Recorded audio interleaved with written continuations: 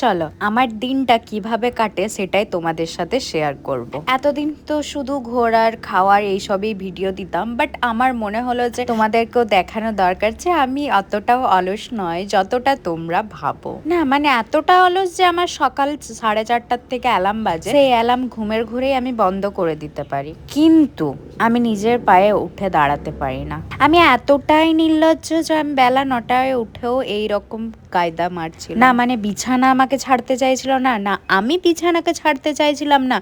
দুজনের মধ্যে ভালোবাসাটা খুব গভীর হয়ে যাচ্ছিল। তো যেহেতু আমি আর আমার পার্টনার থাকি, সেহেতু উঠে তো আমাদেরকে কাজ বাগাতেই হবে।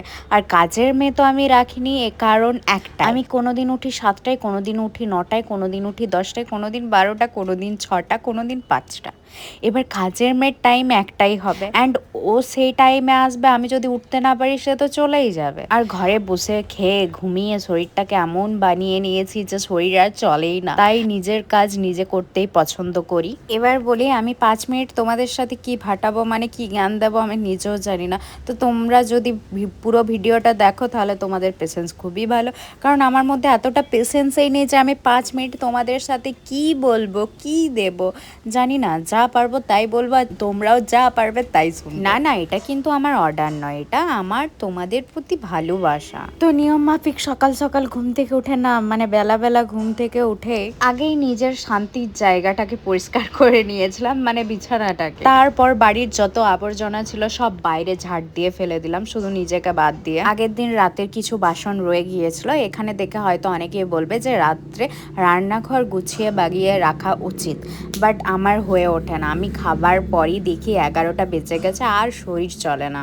তারপর আমি আসি ব্রাশ করতে অ্যান্ড হালকা ফুলকা স্কিন কেয়ার করতে, যেটা আমার রেগুলার হয় না। যেদিন সূর্য হয়তো উঠে না সেই দিনই হয় আমার জীবনে। বাট স্কিন কেয়ারটা না করলেও আমি দিনে 3 থেকে 4 লিটার জল খাওয়ার চেষ্টা করি, কারণ বেশি জল খেলেই তো আমাকে আধ ঘন্টা পর পর বাথরুমেই যেতে হয়। এটা হয়তো সবার সাথেই হয়ে থাকে। 3-4 লিটার জল খেয়ে স্কিনের কি গ্লো হবে, সব তো টয়লেটেই বেরিয়ে যায়। মুখটাকে তো পরিষ্কার করতে পারিনি, তাই এবার আমার বাড়ির মেঝেগুলোকে পরিষ্কার করব, না মানে ঘর মুছবো। নিজের মুখ আর আমার নিয়ে যারা বদনাম করে তাদের মুখ না ঘষতে পারলেও আমি মেঝেটাকে খুব ভালোভাবেই ঘষি। কিন্তু এবার পালা স্নান করার, আর স্নান সেরেই সবার যেটা নিয়ম সেটাই করি আমিও। খুব ভদ্র লক্ষ্মী বাড়ির বউ না আমি।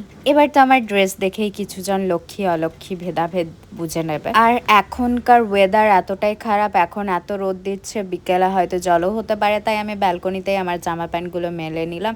এবার আসি আমার পুজোর জায়গাতে। জীবনে তো কিছু পুণ্য করতে পারিনি, তাও কিছু হলে আমি চলে যাই এদের কাছে মাথা নত করতে। এবার আসছি আমার মুখকে সাদা করার পালা।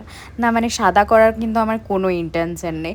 আমার মুখে খুবই আবর্জনা হয়ে গেছে, এবং এখন এতটাই রাত জাগার কারণে আরও পিম্পলগুলো এই যে একটু করে উঠে আছে, সেইগুলো দেখে আমার আবার স্কিন কেয়ার করতে ইচ্ছে করছে।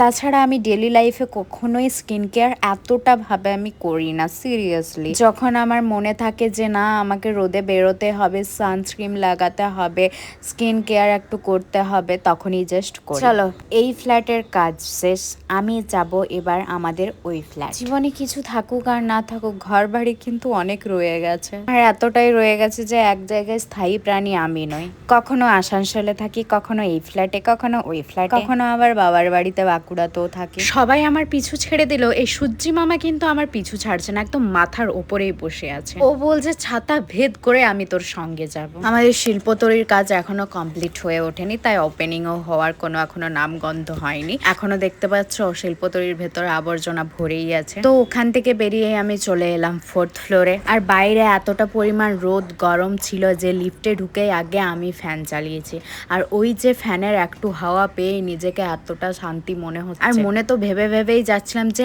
আগে আমি রুমে ঢুকে এসি রুমে ঢুকবো, মানে আমি রুমে ঢুকে আগে এসি অন করবো, কিন্তু না, আমি আগে টিভি অন করেছি তারপর এসি অন করেছি। আর টিভি দেখতে দেখতে তো আমি তো ভুলেই গিয়েছিলাম যে আমি তো সকাল থেকে কিছুই খাইনি জল ছাড়া, তার মানে আমাকে তো কিছু খেতে হবে। তো খাওয়ার আধ ঘন্টা আগে আমি একটা এসিভি ড্রিঙ্ক নিয়ে নিলাম। আর আজকের লাঞ্চে রেখেছিলাম আমি স্যান্ডউইচ। এটা হেলদি একটা স্যান্ডউইচ, তোমরা যদি রেসিপি চাও কমেন্ট করবে, আমি রেসিপি একদিন দিয়ে দেবো। আর এই যে এই জায়গায় ফ্রিজে অ্যান্ড এসি রুমে ঢুকলে ভাই এই গরমে মনেই হচ্ছে না আমি বাইরে বেরোবো। এবার হয়তো অনেকে ভাববে লাঞ্চ টাইমে কে ভাই স্যান্ডউইচ খায়, আমি খাই, আমি কারণ আমার ভাত খেতে একদমই পছন্দ নয়। কেউ কেউ আবার ভাববে ডায়েট করছি, আমি মোটেও না, হেলদি ইজ হেলদি। তোমাদের মনে হয় আমি ডায়েট করলে আমার চেহারাটা এত ভালো থাকতো? আর এখানে তোমরা আমার মুখের এক্সপ্রেশন দেখে বুঝতেই পারছো যে না, আমি রান্নাটা খুব ভালোই করি। যদিও এই স্যান্ডউইচের রেসিপিটা আমি এই ফার্স্ট বার ট্রাই করলাম, সত্যি আমি ভালোই লাগছিল কিন্তু।